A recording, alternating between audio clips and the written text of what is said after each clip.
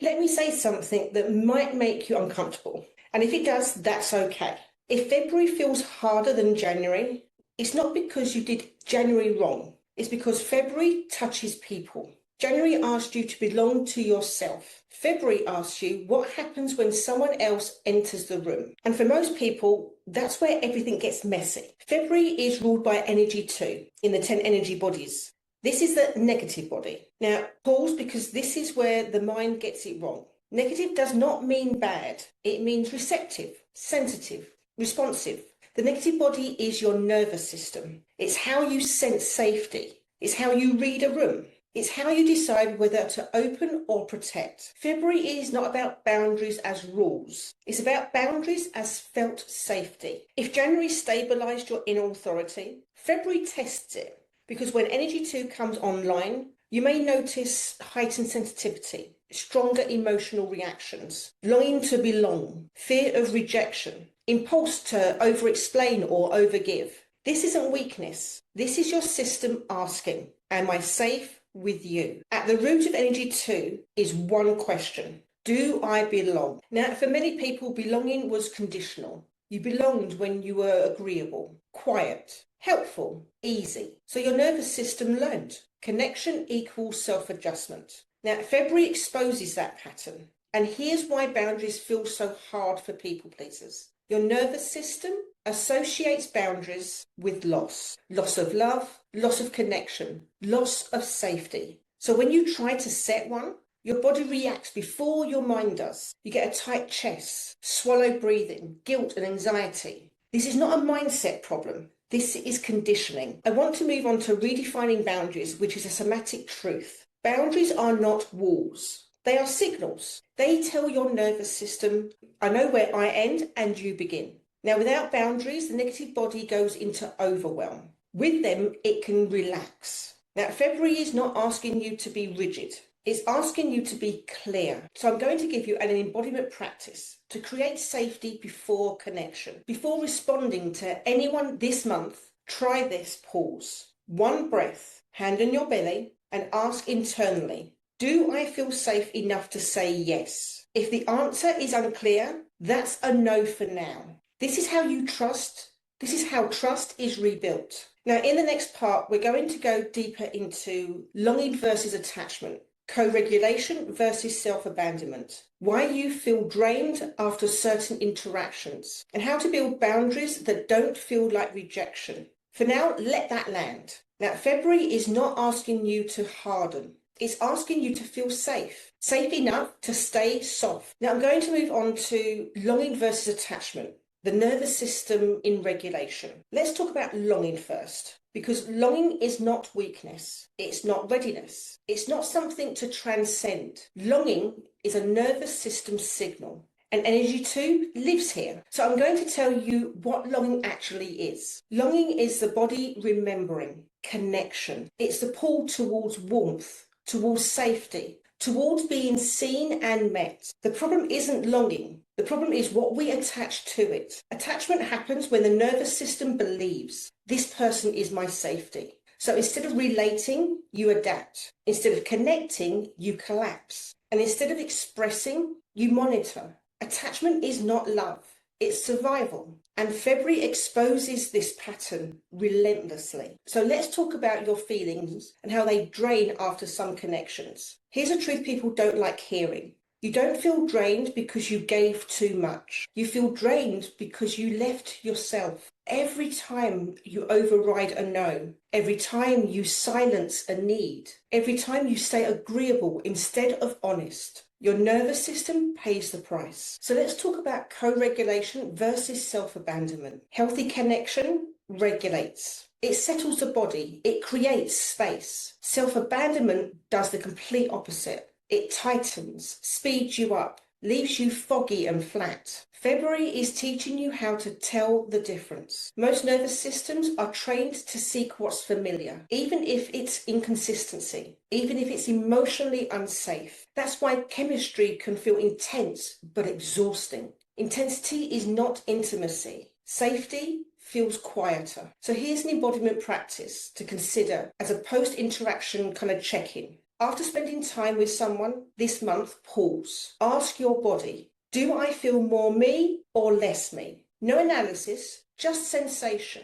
This question will change your relationships. So here's the reframe Energy 2 is offering. You don't belong because you're agreeable. You belong because you exist. Belonging begins internally. And when that lands in the body, you stop feeling cruel. Belonging doesn't need fixing. It needs safety. February is teaching your nervous system that difference. I now want to move on to talking about boundary guilt, which is emotional responsibility versus emotional labor. This is where Energy 2 really tightens its grip. Not when you say yes, but when you try to say no. Because then suddenly your chest tightens, your stomach drops, and your mind races with stories. That's boundary guilt. So what is boundary guilt actually? Boundary guilt is not a moral failure. It's a conditioned nervous system response. Somewhere along the way, your body learned, if I disappoint someone, I am not safe. So when you consider setting a boundary, your nervous system reacts as if danger is imminent. This is why logic doesn't help. Your body is responding to an old threat. So let's name something clearly. You are responsible to your emotions. You are not responsible for other people's emotions. But Energy 2 types were often taught the opposite. You learn to anticipate moods, manage reactions, soften truths, and keep the peace. That is emotional labor. And it's exhausting. So why do you feel responsible for other people's feelings? It's because when connection was predictable, you adapted. You learned that staying attuned kept you safe. So now when someone is uncomfortable, your nervous system goes into repair mode. Not because you want control, but because you want safety. So here's the recalibration Energy 2 is offering. Someone else's discomfort is not an emergency. It might feel intense, it might trigger old memories, but it does not require self-betrayal. Learning to stay present while someone else is uncomfortable is a skill, and it can be learned. When guilt arises after a boundary, try this. Don't explain, don't fix. Place a hand on your chest and breathe. Say internally, I can feel this and still be safe. Let the wave pass. Each time you do this, your nervous system learns something new. A boundary does not require justification. A full sentence is enough. No, that doesn't work for me. Your nervous system may shake, and that's okay. Regulation comes after expression. Boundary guilt doesn't mean you're doing something wrong. It means you're doing something new. And February is where your nervous system begins to trust that truth. So let's move on to somatic boundaries. How to hold your ground without hardening. This is where Energy 2 stops being theoretical, because boundaries are not something you think. They are something you feel. And if your body doesn't feel safe holding a boundary, your mind will override it. So why is it talking about boundaries isn't enough? Now, most boundary advice fails because it stays cognitive. Scripts, rules, mantras. But your nervous system doesn't speak language. It speaks sensation.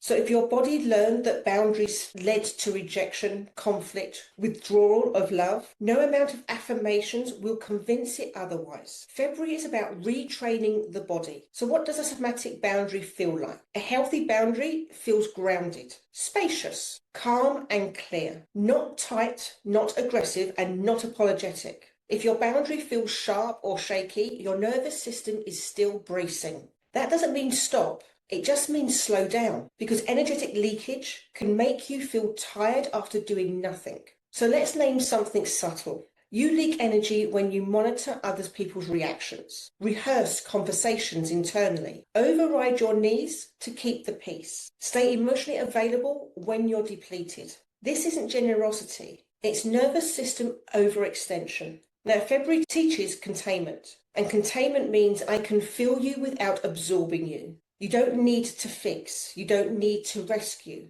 and you don't need to explain. You just need to stay inside yourself. So try this daily in February. Stand or sit upright. Feel your feet. Feel your back, the spine. Imagine your body as a clear, gentle boundary. Not a wall and not armor. More like a membrane. Say internally, I am available without being responsible. Notice what shifts. Let's move on to communicating without over-explaining.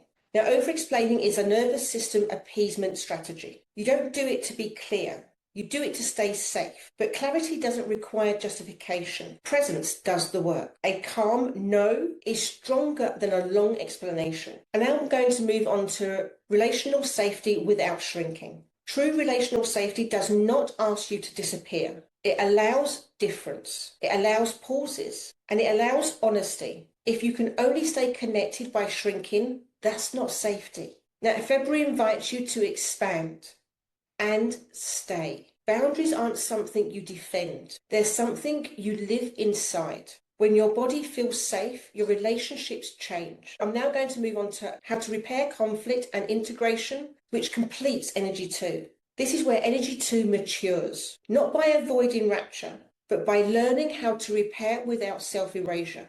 Because real safety isn't the absence of tension. It's the ability to stay present when tension appears. Because this is why conflict feels so threatening. For a nervous system shaped by Energy 2 wounds, conflict once meant withdrawal of love, emotional punishment, abandonment, and chaos. So your body learned, keep things smooth to stay safe. But smoothness isn't intimacy, it's management. February invites you into something braver, which is all about conflict tolerance versus conflict avoidance. Now, avoidance keeps the nervous system quiet, temporarily. Tolerance builds capacity, permanently. Conflict tolerance means staying regulated while disagreement exists, not rushing to fix, not collapsing into an apology, and not hardening into defense. This is a skill. And skills are learned through practice, not perfection. Repair does not mean taking blame that isn't yours, over-explaining your boundaries, or managing the other person's emotions. Repair does mean staying open, naming impact without self-betrayal,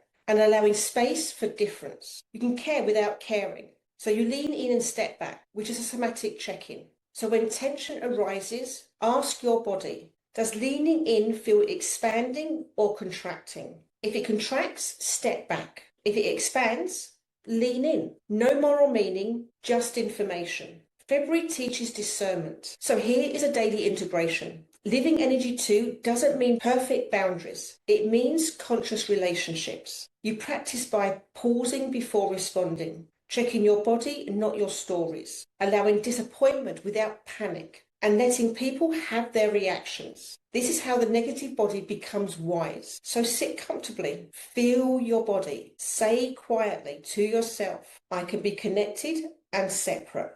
Then breathe, and then say again to yourself, I do not need to disappear to belong. And then sit with it, let that land. Now, February was about safety. March will be about power.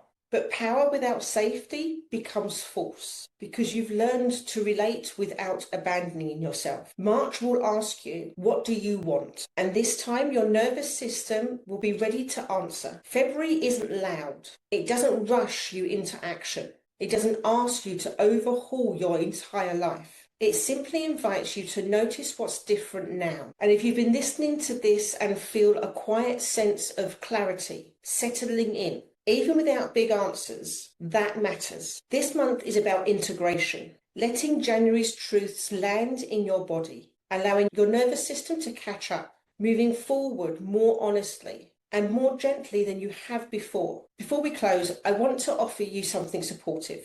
If this transmission has helped you see yourself more clearly, I've created a few free resources you can work with in your own time. Especially if you're learning how to stop overgiving, set boundaries without guilt, or understand yourself more deeply. The first one is a free boundary guide to help you protect your energy. The second one is a free numerology resource to bring clarity to your path and timings. And the third is a free Lemurian wisdom offering for soul-level remembrance and grounding. You can find all of these linked below. No pressure, just support. And if you'd like to keep walking this journey with me, month by month, layer by layer, I invite you to subscribe and turn on the notification bell. This channel isn't just content. It's a space to return to when things feel unclear, when life gets loud, or when you need to be reminded of who you are. So if this supported you, liking the video helps it reach the people who need it the most. And if you feel called, leave a comment